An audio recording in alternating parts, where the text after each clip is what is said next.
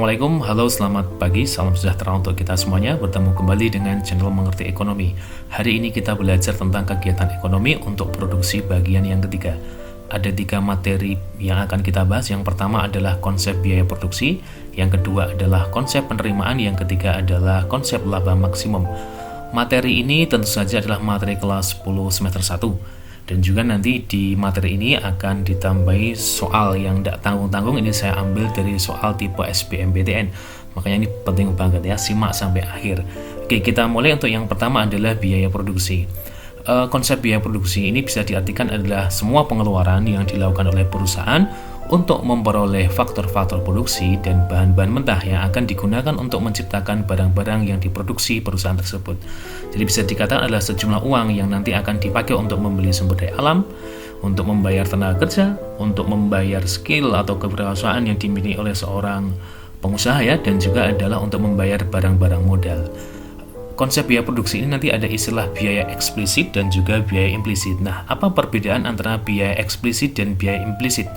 Oke, kita mulai untuk biaya eksplisit terlebih dahulu ya. Biaya eksplisit adalah pengeluaran-pengeluaran perusahaan yang berupa pembayaran dengan uang untuk mendapatkan bahan mentah dan faktor produksi yang dibutuhkan. Jadi kalau kita bicara biaya eksplisit, ini adalah biaya yang benar-benar dikeluarkan. Sejumlah uang yang real ya, benar-benar dikeluarkan untuk membeli faktor produksi. Bisa membeli bahan baku atau membeli bahan mentah atau membayar tenaga kerja. Jadi ada sejumlah uang yang dikeluarkan. Ini namanya biaya eksplisit. Sedangkan biaya implisit, adalah taksiran besarnya nilai faktor-faktor produksi yang dimiliki dan dipergunakan dalam proses produksi perusahaan. Nah, taksiran ini dilakukan dengan cara menghitung opportunity cost yang merupakan nilai tertinggi suatu faktor produksi dalam penggunaan alternatif yang terbaik. Jadi sebenarnya biaya implisit ini adalah bukan berupa uang yang benar-benar dikeluarkan.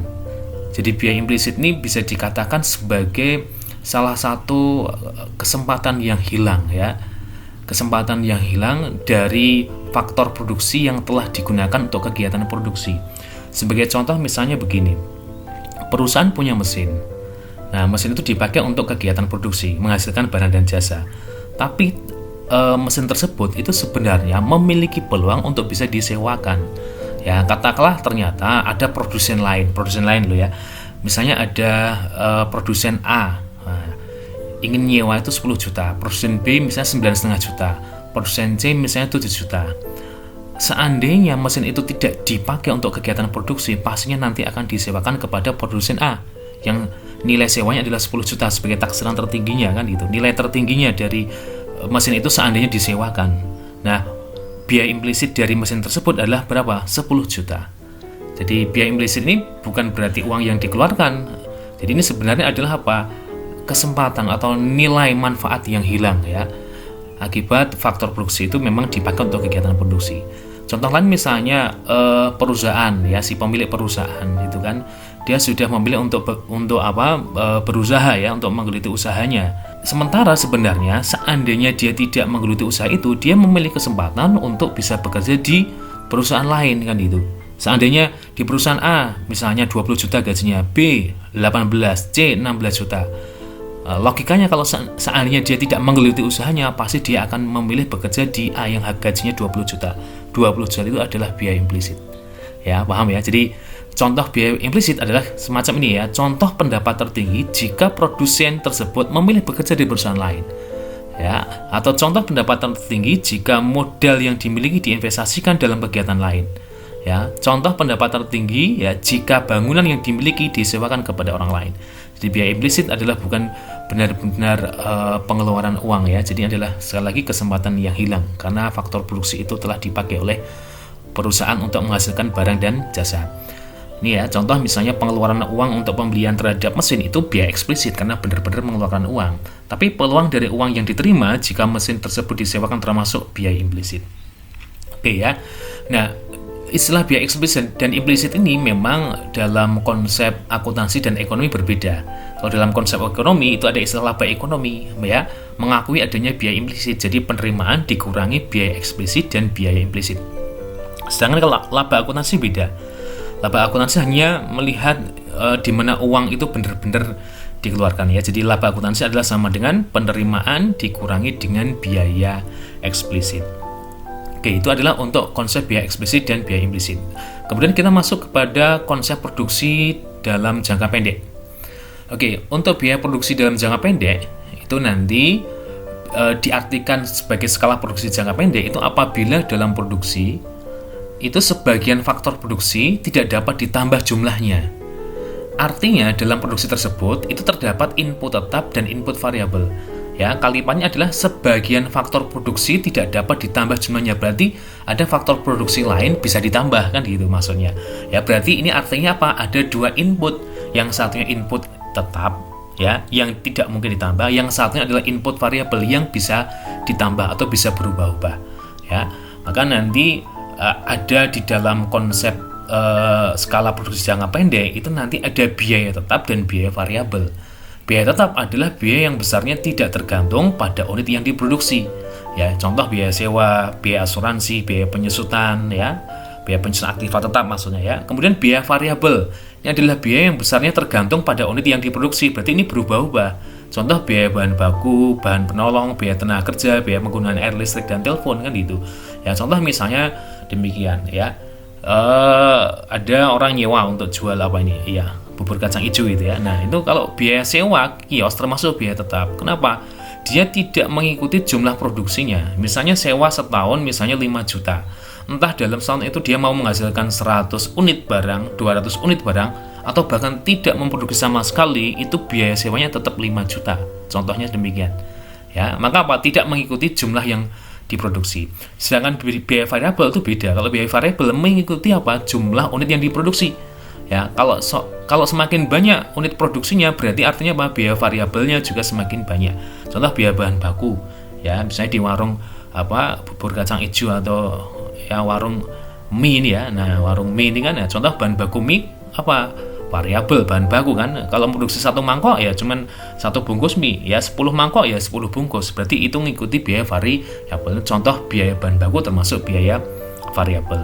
Oke, kita lanjut kepada berbagai konsep ya, biaya produksi jangka pendek. Yang pertama tadi kamu sudah paham tentang biaya tetap sama biaya variabel. Jadi biaya total atau total cost itu adalah penjumlahan dari biaya tetap dan biaya variabel. Maka dirumuskan TC atau total cost adalah TFC plus TVC ya, total fixed cost ditambah total variable cost. Ya, atau kalau ada yang menulis tanpa total atau tanpa T juga boleh. Ya, TC sama dengan fixed cost ditambah variable cost. Ini artinya berarti biaya variabelnya cuma satu, biaya tetapnya juga cuma satu. Kalau misalnya biaya variabel banyak nanti nulisnya TVC ya, biaya variabel 1, ya variabel 2, ya biaya tetap 1, biaya tetap 2 kayak gitu. Atau kalau berbentuk fungsi nanti kayak gini. TC sama dengan A plus BI. Contoh misalnya TC sama dengan 400 plus 4I. TC sama dengan 400 plus 4I plus 5Q kuadrat. Nah, ini untuk 400 ini nanti disebut dengan fixed cost, biaya tetap. Kenapa? Dia tidak mengikuti I-nya. Berapapun I-nya, dia tetap berapa 400. Maka dikatakan biaya tetap, tidak terpengaruh oleh I yang diproduksi. 4I biaya variabel. Ya. Kenapa? Ada variabel I-nya. Ya. Mengikuti I besarnya. Kemudian yang sebelah kanan juga sama, 400 adalah biaya tetap, sedangkan 4I plus 5Q kuadrat adalah biaya variabel. Untuk gambar kurvanya adalah sebagai berikut. Untuk biaya tetap itu nanti adalah lurus horizontal ya. Ya, artinya berapapun I yang diproduksi semakin ke kanan kan semakin banyak ya, biayanya adalah sama. Contoh tadi biaya sewa 5 juta ya. Ya, dalam setahun tidak menghasilkan bubur kacang hijau ya, berapa mangkok pun ya, ini berarti biayanya tetap sewa tetap sama 5 juta. Menjual atau menghasilkan 100 mangkok atau 1000 mangkok biayanya sama 5 juta. Kemudian yang kedua adalah biaya variabel atau variable cost. Ini adalah berasal dari titik 0 ya, titik O ya. Ini adalah mengikuti jumlah produksi. Tidak berproduksi berarti tidak ada biaya variabelnya. Memproduksi berarti semakin banyak maka biaya variabelnya juga semakin banyak.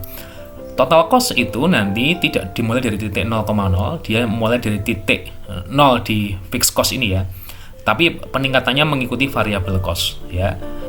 Meskipun tidak berproduksi, ini sudah ada biayanya yaitu biaya fixed cost itu sendiri kan. Maka total cost, di dalam total cost kan ada fixed cost kan gitu. Kalau seandainya belum berproduksi, maka besarnya fixed cost, ya itu adalah besarnya total cost itu sendiri. Tapi peningkatannya mengikuti variable cost-nya. Nah, pertanyaannya apakah pasti bentuknya lurus kayak gini? Jadi ini sebenarnya tidak mesti lurus ya, mengikuti trennya sebenarnya. Nah, kalau nanti misalnya dibantu dalam ilmu matematika, kalau misalnya fungsinya linear memang lurus. Ya, kalau fungsinya pangkat, ya pangkat kuadrat misalnya, itu non linear ya, maka tidak lurus. Ini adalah konsep dari biaya total. Kemudian kita masuk kepada konsep yang kedua dan yang ketiga tentang biaya tetap rata-rata dan biaya variabel rata-rata. Biaya tetap rata-rata atau average fixed cost, nanti disingkat AFC. Biaya variabel rata-rata, average variable cost, disingkat AVC. Rumusnya adalah untuk AFC sama dengan TFC per Hi, sedangkan AVC sama dengan TVC per Hi. Kemudian yang keempat ada biaya rata-rata atau average cost, disingkat AC. AC dirumuskan adalah TC per Hi, atau bisa juga AC sama dengan AFC ditambah AVC. Kenapa kok bisa AC sama dengan AVC ditambah AVC? Kamu masih ingat bahwa TC kan rumusnya FC plus VC ya. Kalau seandainya dibagi Hi, itu nanti kalau kiri bagi Hi, kanan juga dibagi Hi semua kan. TC dibagi Hi namanya adalah AC. Ya, FC dibagi Hi namanya adalah AFC. VC dibagi Hi namanya adalah AVC. Ya, berarti bisa juga adalah AC selain TC per Hi adalah sama dengan AFC ditambah AVC. Kemudian yang kelima ada marginal cost, yaitu tambahan biaya akibat bertambahnya satu unit barang diproduksi. Rumus dari MC adalah delta TC per delta Hi ya. Delta TC itu artinya tambahan biaya. Ya, akibat ya bertambahnya satu unit barang diproduksi. Delta Hi itu artinya bertambahnya satu unit barang diproduksi. Atau MC bisa juga sama dengan TC aksen. Ini adalah fungsi turunan atau fungsi diferensial dari TC.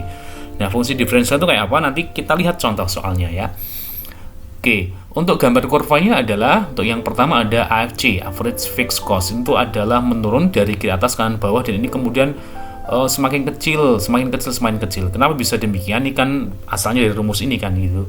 AFC kan sama dengan TFC per Hi. Ya, kalau Hi itu ke kanan kan semakin banyak. Sedangkan FC ya itu kan tetap terus gitu kan. Ya, kalau misalnya pembilangnya tetap ya, penyebutnya Hi kalau yang bawah maksudnya ya, semakin kanan semakin banyak kan hasilnya kan semakin sedikit. Ya, itu kenapa AFC itu adalah semakin menurun. Kemudian ada kurva AVC dan kurva AC ya. Ada juga kurva MC. Kalau secara rumus kan AC sama dengan AFC ditambah AVC. AC kan posisinya paling tinggi ya dibanding AFC sama AVC. Kalau AFC yang paling bawah, maka atasnya adalah pasti AVC. Ya, setelah itu adalah baru AC, average cost ya. Kemudian kurva MC ini nanti memotong ya AVC dan AC di titik minimum ya. Untuk kurva MC yang berasal dari AVC minimum dari sini ya, titik ini ya ke atas, itu nanti merupakan kurva penawarannya. Nanti akan dijelaskan kenapa kok bisa kayak gitu ya. Kemudian ciri-cirinya mari kita lihat ya. Kurva AC, AVC dan MC nanti berbentuk huruf U ya. MC, AVC dan AC. Kurva AC melereng dari kiri atas ke kanan bawah. Ini ya, tidak akan pernah naik. Kurva MC itu memotong AC dan AVC di titik minimum ya. Terus yang terakhir adalah titik di sini MC sama dengan AC. Ya, ini merupakan konsep efisiensi produksi ya, atau economies of scale. Ya, ini adalah konsep untuk biaya. Kita masuk kepada yang kedua adalah konsep penerimaan. Oke. Penerimaan produsen ya, ini ada beberapa konsep ya. Untuk yang pertama yang disebut dengan total revenue atau penerimaan total. Penerimaan total itu bisa diartikan adalah seluruh jumlah pendapatan yang diterima perusahaan dari penjualan barang yang diproduksinya. Nah, nanti disingkat dengan TR atau total revenue. TR dirumuskan adalah P dikali Hi. P adalah harga jual, dikali Hi adalah jumlah barang atau output. Nah, ini simple ya, setiap penjual pasti menghadapi TR ya, yaitu adalah seberapa banyak uang yang diterima dari hasil penjualan. Rumusnya adalah harga jual dikali jumlah barang atau output yang terjual. Kemudian yang kedua ada average revenue ya, atau penerimaan rata-rata. Ini dirumuskan AR ya sama dengan TR per Hi, atau AR adalah P itu sendiri. Jadi ini adalah penerimaan produsen per unit output. Jadi ini dinamakan penerimaan rata-rata. Kemudian yang ketiga adalah marginal revenue ya, atau penerimaan marginal, disingkat adalah MR. MR ini dirumuskan nanti delta TR per delta Hi, atau TR aksen, fungsi turunan dari TR. Kayak apa nanti? Nah, di soal contohnya ya. MR ini artinya adalah tambahan penerimaan ya akibat bertambahnya 1 unit barang yang terjual. Tambahan penerimaan itu simbolnya delta TR. Ya, bertambahnya 1 unit barang terjual namanya simbolnya delta Hi. Nah, untuk gambar grafiknya untuk yang pertama untuk TR ini mengikuti dari ya Hi dan P-nya ya. Karena kalau misalnya Hi-nya semakin banyak terjual, ya maka otomatis TR yang diterima juga semakin banyak. Kemudian marginal revenue sama average revenue MR dan AR untuk pasar persaingan sempurna itu adalah lurus horizontal. Untuk pasar persaingan tidak sempurna nanti modelnya untuk yang MR nih sebelah kiri ya, AR sebelah kanan. Ini nanti juga akan dijelaskan di dalam materi bab selanjutnya tentang pasar ya. Oke, ini adalah tentang konsep penerimaan. Kita lanjutkan kepada konsep laba maksimum. Yang pertama ada fungsi laba rugi terlebih dahulu. Fungsi laba rugi itu dirumuskan berarti apa? TR dikurangi TC. Ya, total penerimaan dikurangi total biaya. Ya, total revenue kan uang diterima atau dari hasil penjualan, total biaya adalah biaya untuk menghasilkan barang tersebut. Nah, kalau TR lebih besar daripada TC namanya laba. Kalau TC-nya lebih besar daripada TR, ya atau TR lebih kecil dari TC namanya rugi. TR sama dengan TC namanya break even point. Ini adalah impas, tidak laba atau tidak rugi ya. Nah, kemudian ada konsep laba maksimum. Laba maksimum itu tercapai apabila Hi atau unit yang diproduksi itu dalam kondisi MR sama dengan MC. Ya. Oke, gambar Cooper-nya adalah kayak gini. Untuk yang pertama, ini nanti penerimaan produsen itu bermacam-macam ya. Ada nanti kondisi P1. Ya, P1 ini posisi P-nya, harganya itu di atasnya ada AC ya. AC-nya di sini. Nah, P1 ini adalah P-nya lebih besar dibanding dengan AC. Ini namanya laba. Nah, kenapa kok bisa dikatakan laba? Katanya laba itu kan TR lebih besar dibanding TC. Namanya laba, gitu kan? Nah, kalau ini nanti namanya konsep laba total. Kalau ini nanti namanya konsep laba per unit. Ya. Jadi harga per 1 unit barang. Ya, kalau harga per 1 unit barang itu lebih tinggi dari biaya rata-rata per unitnya, itu kan nanti namanya laba. Ya, harga jual per unitnya 100 ya, biaya rata-rata per unitnya 50 ya, itu kan laba tuh. Nah, kalau ini kan berarti konsep total, laba total. Soalnya kalau ini dibagi Hi, TR dibagi Hi, itu namanya AR atau P. Nah, TC dibagi Hi namanya AC, sama aja. Nah, kalau ini konsep laba total. Nah, posisi P1 ini bagus sekali ya, posisi labanya laba supernormal ya. Kemudian posisi P2. Posisi P2 itu adalah P-nya sama dengan AC. Nah, ini titik AC minimum di sini ya.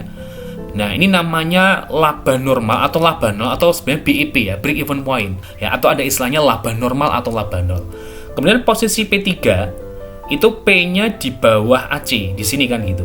Ini berarti dia rugi ya, tetapi tetap berproduksi. Nah, kenapa kok tetap berproduksi? Karena harga yang diterima itu masih di atas AVC. Jadi hasil penjualan itu masih melebihi biaya variabel. Nah, tapi kelebihan tersebut ya belum bisa menutupi biaya tetapnya. Nah, itu posisi P3, jadi rugi tapi tetap berproduksi. Kemudian posisi P4. Posisi P4 ini adalah P-nya di bawah AC, jelas sama, yaitu rugi. Ya, tapi posisi P-nya ini ada titik ya AVC, sama dengan AVC, atau MC sama dengan apa? AVC ini berarti bisa diartikan bahwa dia adalah berhenti berproduksi. Ya, berarti tidak melanjutkan produksi, tapi dia berhenti berproduksi. Tapi dia juga belum tutup usaha. Ini titik di mana dia, kalau boleh saya menggunakan istilah, adalah apa? Hidup segan mati tak mau ya. Dinamakan shutdown point. Kalau ibaratnya Anda istilahnya di komputer itu ya, shutdown itu kan di mana titik di mana belum mati tapi bisa mungkin juga melanjutkan. Kemudian posisi P5 adalah posisinya adalah di bawah AC, pasti juga rugi ya. Dan karena ini P-nya di bawah AVC, ini adalah titik di mana dia menutup usaha. Oke, sekarang kita lanjut kepada contoh soalnya. Oke, jika fungsi permintaan Hi sama dengan 17 min 0,10 B dan fungsi biaya produksi adalah TC sama dengan 5 Q kuadrat plus 20 Hi plus 180, tentukan yang pertama adalah besarnya laba atau rugi jika unit produksi dan yang dijual adalah 2 unit. Besarnya unit produksi jika menginginkan laba maksimum, besarnya laba maksimum, dan yang keempat adalah besarnya unit produksi dalam kondisi biaya minimum. Untuk yang pertama, kita masuk kepada laba atau rugi. Nah, di konsep laba rugi tadi rumusnya adalah TR dikurangi dengan TC. Di soal TC-nya sudah ada, 5Q kuadrat plus 20Q plus 180. TR-nya belum ada.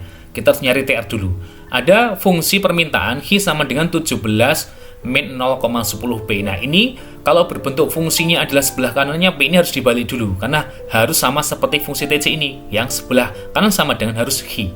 Ya, jadi nanti kita balik dulu ya, min 0,10p di kiri ke kanan dulu ya. Nah, ini kalau ke kanan kan sama dengan 0,1p ya, hi-nya kebalikannya ya, ini berarti ke kiri. Nah, kemudian min hi ya, berarti nanti menjadi 0,1p sama dengan 17 min hi. Kemudian dikali 10, maka p-nya sama dengan 170 dikurangi 10 hi. Nah, untuk TR kita cari ya. Fungsi TR adalah p dikali hi ya. P-nya adalah 170 min 10 hi dikali hi ya. Jadi fungsi TR-nya adalah 170 hi ya min 10 hi kuadrat. Ini adalah TR-nya. Nah, ini kita masukkan kepada rumus TR min TC ya. TR-nya adalah 170 hi min 10 hi kuadrat dikurangi TC-nya 5 hi kuadrat min plus 20 hi plus 180 di sini ya. Hi-nya diganti yaitu 2 unit ya, karena mintanya pada saat 2 unit kan. Nah, oke, berarti di sini 170 dikali 2. Nah, ini min 10. Nah, sudah diganti 2 semuanya, ganti 2. Ganti 2 ini jadinya 340 ya. Ya. Dikurangi nanti 2 pangkat 2 berarti 4 ya, kali 10 berarti min 40, berarti 340 min 40. Ini 2 kali 2 adalah 4, kali 5 20. Nah, kemudian ini adalah 40 ya, plus 180. 340 kurangi 40 adalah 300 ya. Oke, kemudian 20 plus 40 plus 180 jadinya adalah ini 200 plus 40 240. 300 min 240 adalah sama dengan 60. Ini adalah untuk besarnya laba jika unit yang diproduksi dan yang dijual adalah 2 unit. Kemudian yang kedua adalah konsep laba maksimum ya, jika perusahaan ingin laba maksimum. Oke, untuk yang kedua, untuk fungsi TR tadi sudah ketemu ya, fungsi TR sudah ketemu ya. Oke, untuk konsep laba maksimum itu dirumuskan MR sama dengan MC. Ya, MR sama dengan MC. Di mana MR itu berasal dari TR aksen, MC dari TC aksen. Ya, berarti mau nggak mau kalau nyari MR harus nyari TR. Tadi kan TR sudah ada. Ya, TR sudah ada, yaitu fungsi TR adalah 170 hi min 10 hi kuadrat. Nah, ini kalau diturunkan nanti jadinya begini ya. Fungsi MR itu sama dengan 170 min 20 hi. Kok bisa demikian? Bagaimana? 170 hi diturunkan, hi-nya hilang. Jadi 170 ya. Min 10 hi kuadrat ini pangkatnya 2 dikalikan koefisien. Ya, berarti 2 kali min 10 jadinya min 20. Pangkatnya ini nanti dikurangi 1 ya. Berarti 2 kurangi 1 kan 1, berarti hi pangkat 1 atau hilang. Ya, jadi MR sama dengan 170 min 20 hi. Kemudian fungsi TC. Nah, TC 5 hi kuadrat tadi sudah ada ya, plus 20 hi plus 180. Kalau diturunkan berarti ini 2 pangkatnya kali koefisiennya kali 5. Ya, berarti nanti 10 kan gitu. Terus hi pangkat 2, ini pangkatnya kurang 1, berarti 2 pangkat 1, 1. Ya, berarti nanti jadi 10 hi. Ya. Nah, ini jadi 10 hi kan gini. Kemudian 20 hi, hi-nya hilang jadi 20. Ya. 180 nggak ada koefisien, nggak ada variabel hi maksud saya, berarti hilang 0. Ya, jadi nanti diturunkan fungsi TC 5 hi kuadrat plus 20 hi plus 180, MC sama dengan 10 hi plus 20. Nah, kemudian kita cari ya besarnya unit produksi hi-nya dalam kondisi MR sama dengan MC. Ya, MR tadi 170 min 20 hi sama dengan 10 hi plus 20. Ya, terus dipindahkan yang 20 hi menjadi positif ke kanan. Ya, 10 hi dan 20 hi jadi 30 hi. 170 20 ini pindah ruas ya jadi negatif 20 sama dengan 150 ya sama dengan 30 hi. Hi saja adalah 5 unit. Jadi kalau ingin laba maksimum produksinya adalah 5 unit. Nah, kalau besarnya laba maksimum sendiri bagaimana? Ya kita masukkan ke persamaan TR dikurangi TC. Ya, TR tadi sudah 170 hi min 10 hi kuadrat ya, min TC-nya 5 hi kuadrat plus 20 hi plus 180. Nah, sekarang hi-nya kita masukkan angka 5 karena kondisi laba maksimum yang diinginkan. Ya, kita substitusikan ke sini jadi 5 semua ya. Ini saya hitung. Nah, ini 110. Oke, ini 110 dikali 5 850 ya. Ini 5 pangkat 2 itu 25 kali 10 250 dikurangi 5 pangkat 2 25 kali 5 125 ya, ditambah 25 100 plus 180. Ini jadinya adalah 600 nanti ya, dikurangi dengan 405. ketemunya adalah labanya 195. Ini adalah laba maksimumnya. Kemudian yang terakhir adalah biaya minimum. Nah, biaya minimum konsepnya adalah MC sama dengan AC. Ini adalah titik efisiensi produksi. Ya, MC dirumuskan TC aksen, ya. AC dirumuskan adalah TC per Hi. Oke, untuk TC tadi sudah ada 5Hi kuadrat plus 20Hi plus 150. Ketika diturunkan kan jadinya apa tadi? 10Hi plus 20 ya. Oke, ini. Kemudian AC ini adalah 5Hi kuadrat plus 20Hi plus 150, itu adalah TC-nya. Kalau AC berarti dibagi Hi semua. Ya. 5Hi kuadrat dibagi Hi, 20Hi bagi Hi, 180 bagi Hi. Jadinya fungsi AC-nya adalah 5Hi plus 20 plus 180 per Hi. Nah, kemudian kita cari Hi-nya supaya biaya minimum MC sama dengan AC. Ya, jadinya adalah 10Hi plus 20 ya, sama dengan yang ini 5Hi plus 20 plus 180 per Hi. 20-nya bisa kita coret habis nih. Ya, kita coret jadinya adalah 10Hi ya plus sama dengan 5Hi plus 180 per Hi. Kemudian 5Hi-nya geser ke kiri ya menjadi 10Hi dikurangi 5Hi sama dengan 180 per Hi. Ya, jadinya 5Hi sama dengan 180 per Hi ya. Kemudian 5Hi kuadrat gitu kan sama dengan 180. Ya, Hi kuadrat berarti 180 dibagi 5 adalah 36. Ya, Hi saja berarti akar 36, Hi-nya adalah 6. Ini adalah kondisi di mana jumlah produksi akan mencapai titik di mana biayanya adalah minimum atau produksi efisien. Oke, terima kasih sekali sudah memperhatikan. Semoga bermanfaat. Assalamualaikum, salam sejahtera untuk kita semuanya.